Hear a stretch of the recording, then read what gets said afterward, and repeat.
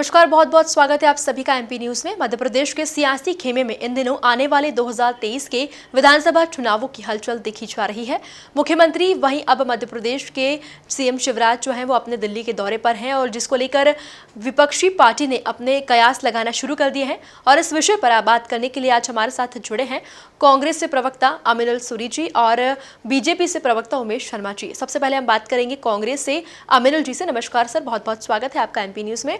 और सबसे पहले बात करें तो मध्य प्रदेश में इन दिनों बीजेपी के खेमे में सियासी खिचड़ी पकने का सिलसिला जारी है और लगातार दिग्गजों के बाद अब सीएम शिवराज दिल्ली दौरे पर गए हुए हैं। कांग्रेस इसे कैसे देखती है?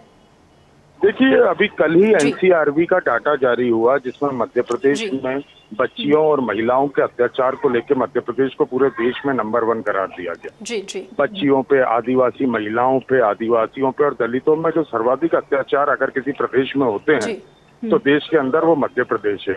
तो ये कितना आश्चर्यजनक बात नहीं है कि एक तरफ मध्य प्रदेश लगातार महिला अत्याचार में नंबर 1 है और दूसरी तरफ प्रदेश के लगभग 17 साल से मुख्यमंत्री अपनी कुर्सी बचाने के लिए दिल्ली तक दौड़ रहे हैं। इन 17 सालों में भारतीय जनता पार्टी ने प्रदेश को दिया क्या?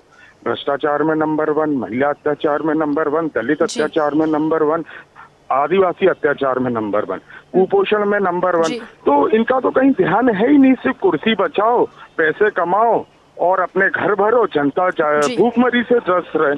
तो अब कुर्सी बचाने का जो खेल है भारतीय जनता पार्टी में वो जारी है और जनता त्राहिमाम करती हुई जा रही है।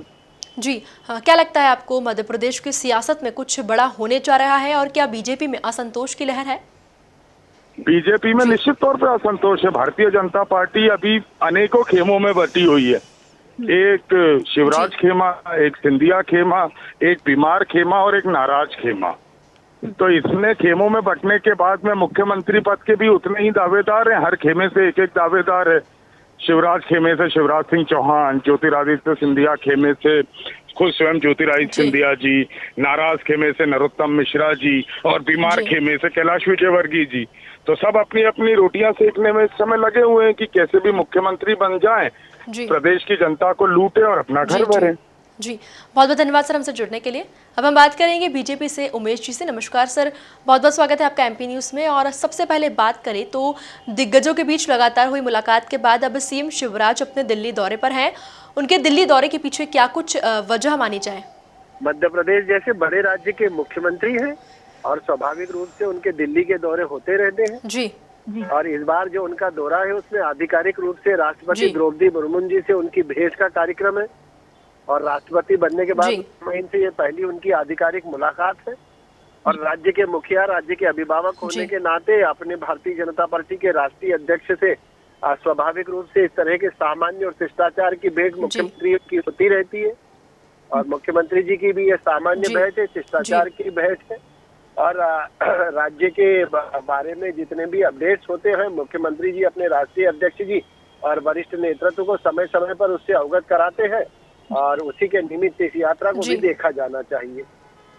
जी सर, इसको लेकर अब कांग्रेस तंज कस रही है कि बीजेपी कई खेमे बटी हुई है और सीएम शिवराज अपनी कुर्सी बचवाने में लगे हुए हैं। कांग्रेस पार्टी के मित्रों को तो अपने खोलने पैरों की तरफ देखना चाहिए। जूता किसी नंबर का है, मोजा किसी नंबर का है।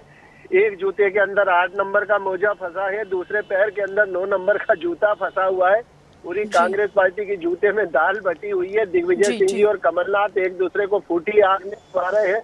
अरुण यादव जी को बेचारों को घर वापसी अभियान में घर पहुंचा दिया गया है। कांग्रेस पार्टी अपने गिरेबान में झांके, अपने घर की तरफ देखे। भारतीय जनता पार्टी को ना तो उसकी किसी एडवाइस की आवश्यकता है और ना भारतीय जनता पार्टी उसकी जो निठल्ली आलोचना है उसकी चिंता करती। जी, बहुत बहुत धन्यवाद सर हमसे जुड़ने के लिए।